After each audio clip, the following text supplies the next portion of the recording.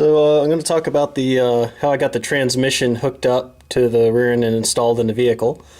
This is the AR5 transmission. This is the 2006 Pontiac Solstice transmission. You can actually see that's the VSS right there, and it's wired up to the little Dakota digital module up in the cab, where I was able to adjust the speedometer to match. The flange you see here, this flange is actually from a 2000 Isuzu Rodeo V6 two-wheel drive automatic.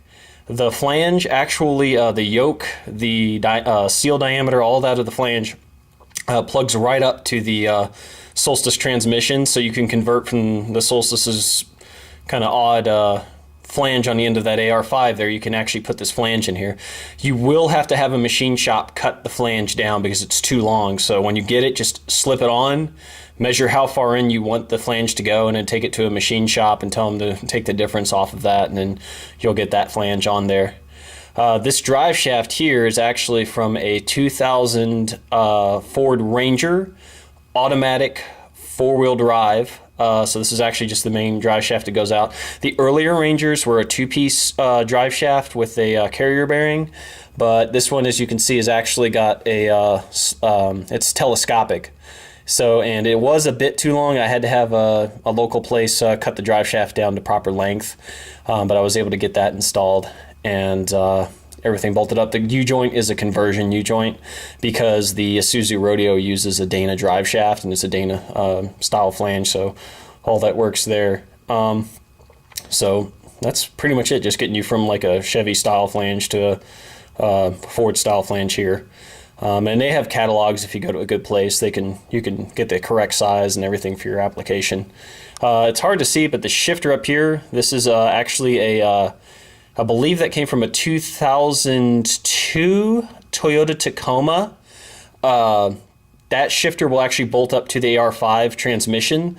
The only thing you're going to have to do is that there's a little receiver on the shift linkage shaft that travels through the casing here. So you're not going to be able to get that from a junkyard. I was able to get the shifter from a junkyard, but that little cup there that the shifter drops down into to connect to the linkage, you're going to have to get that directly from Toyota. But you can order it online. They sell it individually, and then you'll have to take the tail housing off, get that shift linkage rod out of there, and then install the correct cup in there so it can work with your shifter. Another thing I did too, it's probably a little difficult to see. This is a little vent valve that came with the original shifter. When you change out this shift housing, there's no vent in the shift housing, but in the original Solstice shift housing, there is a vent. So you're going to have to drill a hole somewhere in the shift housing and press in a vent so that there's somewhere for the pressure to go other than through the seal in the back of the transmission.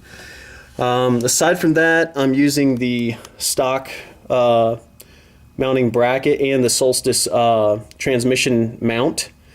And then the plate that this mount sits on, that's on the side of the crossmember, had to just come up just about maybe half an inch or so. But that's pretty much it for how I got the transmission to hook up.